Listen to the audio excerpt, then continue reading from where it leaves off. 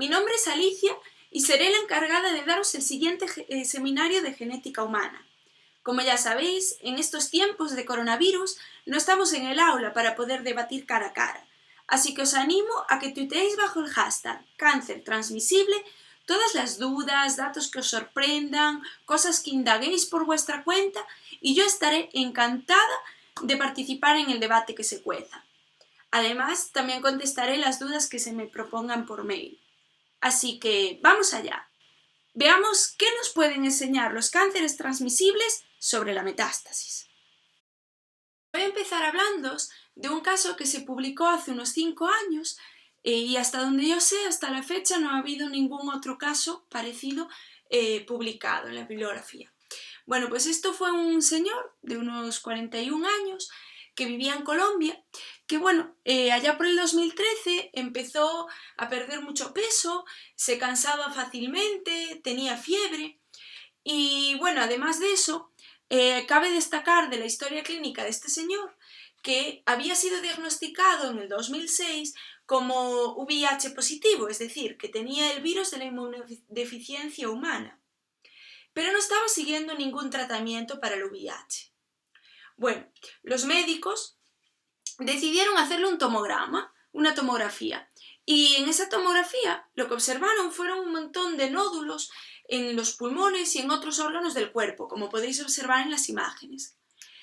Entonces, al ver esto, que era bastante raro, decidieron hacer una biopsia y ver qué había ahí, qué eran esas células.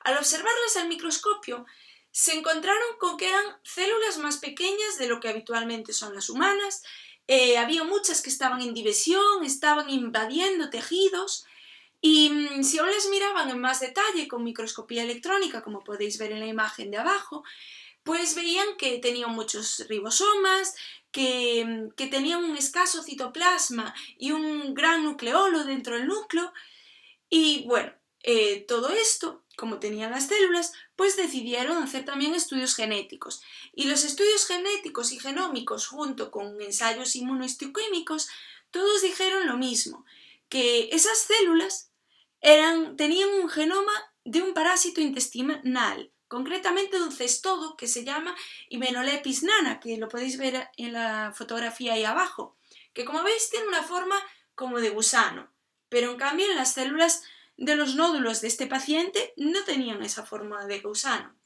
En cambio, la genómica y la inmunohistoquímica decían que esas células pertenecían a este cestodo, o eran muy cercanas a este cestodo, a este parásito.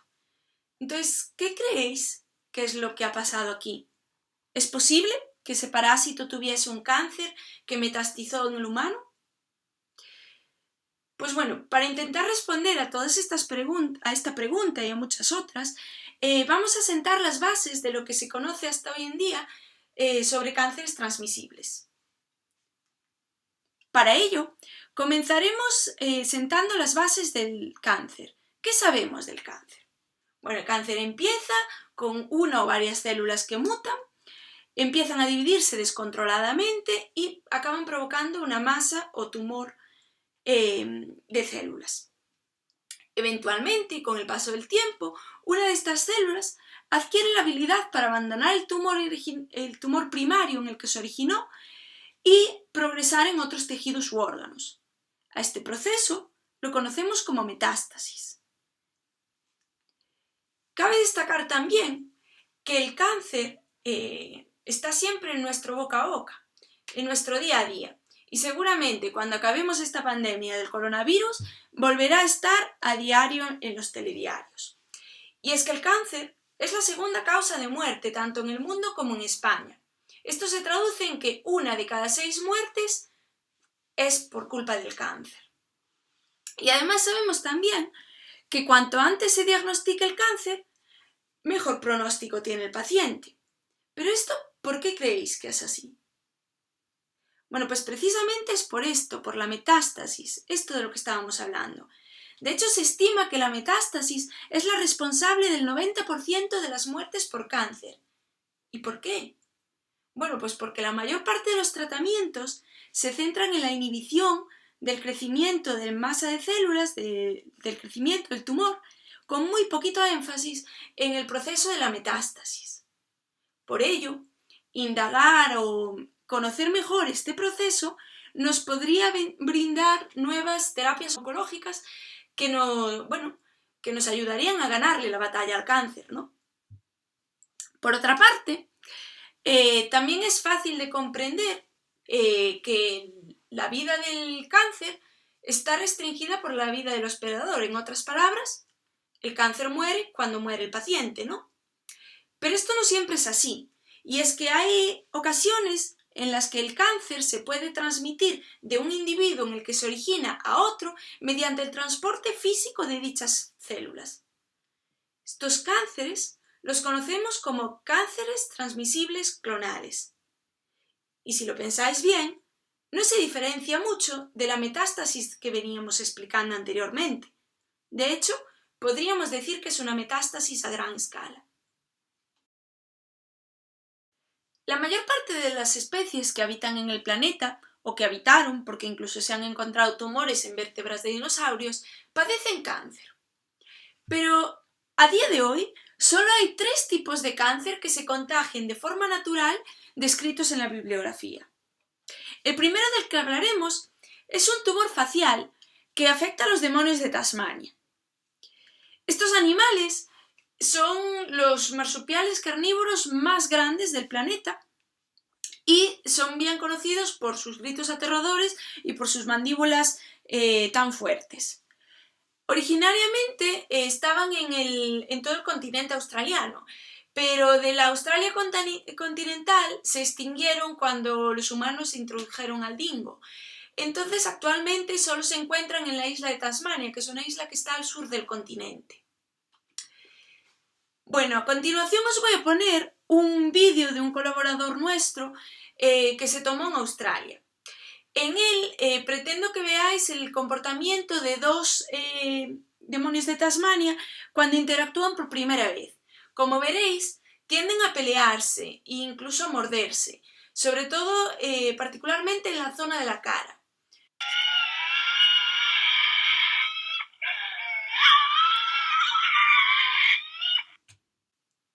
Por supuesto, este vídeo se grabó en cautiverio, pero podéis haceros una idea de cómo interactuarán en la naturaleza. Entonces, si estamos hablando de un tumor facial, de un cáncer facial, que además resulta ser un cáncer transmisible, y este es su comportamiento usual, no es muy difícil pensar que será muy fácil para ellos contagiarse. Bueno, pues aquí podéis ver 2 demonios de Tasmania con cáncer transmisible, con este cáncer facial del que estamos hablando. Concretamente, en la foto que tenéis arriba, la que fue tomada en 1996, fue el primer reporte que tuvimos de la enfermedad. Y en menos de 25 años, porque ni siquiera los han pasado, la enfermedad ya se ha convertido en una amenaza para esta especie. De hecho, en 2008 se declaró especie en peligro de extinción. Y es que los investigadores, como podéis ver en el mapa de abajo, no paraban de encontrar casos y casos de demonios de Tasmania con cáncer, con este cáncer facial. Entonces se había convertido en un verdadero problema para la conservación de esta especie. Y o bien ella consigue luchar contra este cáncer, que es una posibilidad, o bien los investigadores pues buscan una manera de ayudarla, ¿no? Pues, por supuesto, cada vez había más gente indagando e investigando sobre este cáncer que estaba afectando a los demonios de Tasmania y estaba diezmando muchísimo su población. Y la primera pregunta que los investigadores querían resolver era ¿cuál es la causa de esta enfermedad? El agente etiológico. Y por curioso que parezca, en esta ocasión el agente etiológico se descubrió gracias a un análisis de cariotipos, es decir, analizando los cromosomas. Pues bien, lo que hicieron los investigadores fue coger células del tumor y células sanas de un mismo individuo, células del tumor y células de otra parte del cuerpo. Y lo que se encontraron fueron 2 cariotipos diferentes, como podéis observar en la diapositiva. Esto puede pareceros sorprendente, pero en realidad no lo es. En cáncer, las células del cáncer adquieren muchas mutaciones, muchas de las veces varían en número de copia, es decir, bueno, muchas veces realmente están cambiando el cariotipo, incluso en los cánceres humanos. Por lo tanto, esto no era llamativo realmente. Lo llamativo fue que daba igual con cuántos individuos lo hicieran, siempre salía lo mismo. Todos los demonios de Tasmania que tenéis en la diapositiva con un tumor rojo tenían en las células de ese tumor rojo el cariotipo que vemos abajo. Igual, todas igual.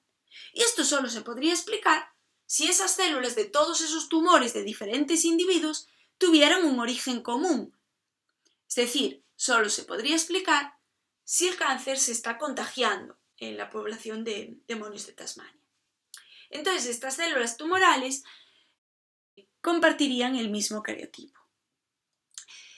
Siguieron indagando y se encontraron con que realmente no había un cáncer transmisible diseminándose por la población de demonios de Tasmania, sino que había dos tumores transmisibles. Curioso, ¿verdad? Pues hay muchísima más información disponible sobre el cáncer transmisible de los demonios de Tasmania. De hecho, no nos llegaría el tiempo de este seminario para tratarlo todo. Lo que sí os animo a buscar si los tumores del demonio de Tasmania metastatizan dentro del individuo, es decir, si un demonio de Tasmania cuando se contagia en la cara, pongamos, y le sale un tumor facial, si ese tumor facial es capaz de metastizar a otras partes de su propio cuerpo antes de que acabe con él. Pero bueno, yo lo que quería que os quedara claro de lo que ha aportado este cáncer transmisible, el estudio de este cáncer transmisible que padecen los demonios de Tasmania y que ha surgido 2 veces, es que los tumores, estos en concreto, muestran una gran capacidad para adquirir nuevos fenotipos que promueven pues, su propia supervivencia y su propagación. De hecho, han surgido incluso 2 veces. Pero bueno, no os vayáis a pensar que todos los cánceres transmisibles o contagiosos pretenden extinguir a su especie hospedadora. Para ello, hablaremos de un tumor venéreo que afecta a los perros.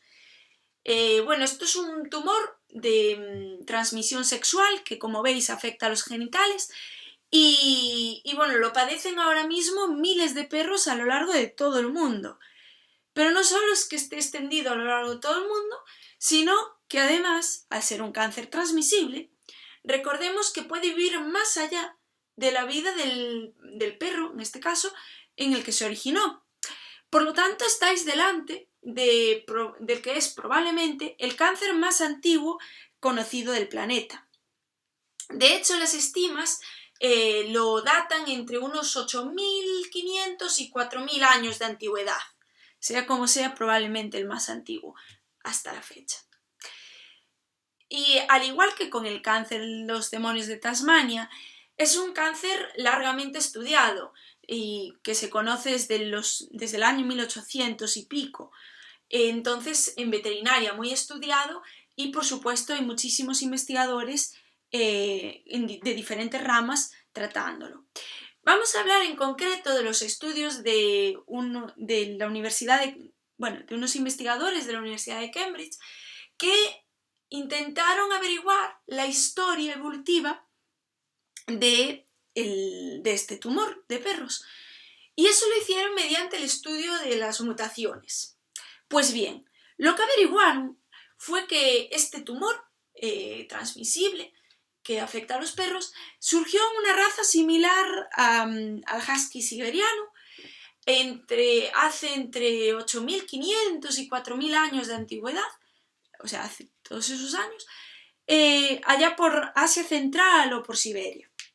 Pues permaneció allí miles de años y no se desplazó a Europa hasta hace aproximadamente unos 1.000 años. De hecho, a América llegó con los conquistadores europeos allá por el siglo XV. Y por supuesto, durante los últimos 500 años se ha extendido de forma brutal debido al transporte marítimo intercontinental que hay a día de hoy. Y no solo eso, también vieron al estudiar las mutaciones que este cáncer necesita muy poquitas mutaciones driver, que son las mutaciones necesarias, imprescindibles para que el cáncer tenga lugar. Esto también pasa con los cánceres humanos. Y en el caso de estos cánceres de perro, pues solo necesitan 5 mutaciones. Ya saben cuáles son y solo necesitan esas 5. La diferencia, lo que sí lo diferencia de un cáncer humano, es el modo de evolucionar. Mientras un cáncer humano evoluciona adquiriendo mutaciones que le dan una ventaja selectiva y le permiten, lo vuelven mejor adaptado a su entorno, este cáncer transmisible, este cáncer contagioso que padecen los perros, tiene una evolución neutral. Es decir, sí que se acumulan mutaciones en su genoma, pero no son unas mutaciones que le den una mejor adaptación a su entorno. Y esto sí que es una diferencia notable con respecto a los cánceres humanos. Y probablemente sea la razón por la que ha vivido tanto tiempo este cáncer, ¿no? Finalmente, pero no por ello menos importante, nos queda hablar del tercer cáncer transmisible que ocurre de forma natural que hay descrito. Y es una especie de leucemia, es la neoplasia hémica o neoplasia diseminada que afecta a los bivalvos. Bueno, pues esto se descubrió que era transmisible porque ya por los años 60 y 80 ya se sabía en varias especies que había neoplasia diseminada. Pero se descubrió en 2015 que era un cáncer contagioso, un cáncer transmisible, y se descubrió en una almeja. Y un año más tarde ya se sabía que afectaba también a mejillones, berberechos y otros tipos de almeja. Entonces es un cáncer bastante común en bivalvos. Lo que los diferencia de los otros dos, de los que hemos venido hablando hasta ahora, es que el contagio no parece necesitar de ese contacto entre diferentes individuos, uno que lo tenga y uno que no, sino que aquí parece que ocurre por el medio en el que viven. Pero no nos adelantemos a la historia, vayamos paso por paso. Pues bien, la neoplasia es una especie de leucemia, digamos. Por lo tanto, es un cáncer que afecta al líquido análogo a la sangre, que en este caso es la hemolinfa. Lo que hacemos para diagnosticarlos es coger una muestra de la hemolinfa, por ejemplo, en esta imagen estamos viendo cómo le sacamos hemolinfa a un berberecho y observamos las células que salen en esa hemolinfa.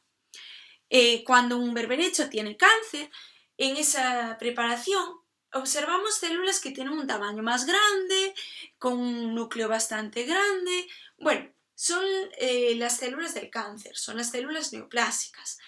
Y dependiendo del grado de infectación que tenga el individuo, en este caso un berberecho, pues habrá más o menos, llegando incluso a sustituir casi la totalidad de los hemocitos sanos.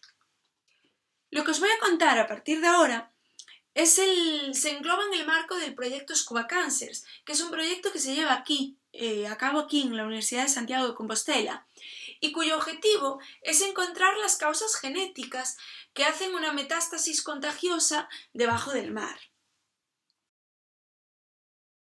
Pero bueno, no os voy a poder contar todo lo que engloba este proyecto, por lo tanto me voy a centrar en un hallazgo en concreto. Y las protagonistas de esta historia son las siguientes. Por un lado, Camellia gallina, esa almeja pequeñita que veis abajo, también conocida como chirla. Y por otro lado, Venus verrucosa, también conocido como carneiro aquí en Galicia o escupiña por el Mediterráneo. Pues bien, al igual que todos los seres vivos, están formados por células y en algún momento dado una chirla desarrolló cáncer. Además, no sabemos si de forma activa o pasiva, esas células se liberaron al medio marino y empezaron a infectar a carneiros, a Venus verrucosas, que empezaron a desarrollar cáncer. Y esto siguió ocurriendo, incluso después de la muerte de la chirla que originó el cáncer inicial. Pero bien, la historia Es sorprendente. Un cáncer que se transmite no solo a otro individuo, sino a otro individuo de otra especie. Algo de lo que no habíamos hablado hasta ahora. Pero bueno, obviamente nosotros no lo encontramos de esta manera. Nosotros lo que pasó es que recolectamos diferentes carneiros que diagnosticamos con cáncer. Y al estudiar el genoma de las células normales que vemos ahí señaladas y versus las células tumorales, nos encontramos con que las células tumorales eran más parecidas a las células de Camellia gallina, de las chirlas, que a las células de Venus verrucosa. Y por supuesto, todos los cánceres de los diferentes carneiros eran muy parecidas entre sí esas células. Por lo tanto, todas esas células tenían un origen común y ese origen común no parecía ser en una Venus verrucosa, en un carneiro, sino que parecía venir de esta otra especie de Camellia gallina. Pues bien, esto no solo supone una amenaza potencial para la ecología del medio marino, sino que también vuelve a ser otra prueba de la capacidad que tienen los tumores para propagarse y adaptarse a nuevos entornos. Por lo tanto, en todo lo que hemos visto hasta ahora, ¿qué nos pueden enseñar los cánceres transmisibles sobre la metástasis? Pues bien, todavía quedan muchísimas incógnitas por resolver, pero lo que está claro es que estudiar los cánceres transmisibles nos pueden ayudar a comprender mejor la evolución y cómo evolucionan y cómo se adaptan las células del cáncer y cómo interactúan con su entorno. ¿No creéis? Podéis comentarme en Twitter qué más nos enseñan los cánceres transmisibles desde vuestro punto de vista. Y no quiero finalizar sin darle las gracias, por un lado, a mi laboratorio, a todos los centros en los que trabajamos y las instalaciones que nos han proporcionado y por supuesto a las entidades financiadoras, porque sin todos ellos yo no estaría aquí hoy dándoos este seminario. Y por último me gustaría daros las gracias a vosotros por haberme aguantado y por haber llegado hasta aquí. Espero que todos estéis muy bien, que el coronavirus no os afecte ni a vosotros ni a vuestros allegados y nada. Muchísima suerte con la asignatura de genética humana.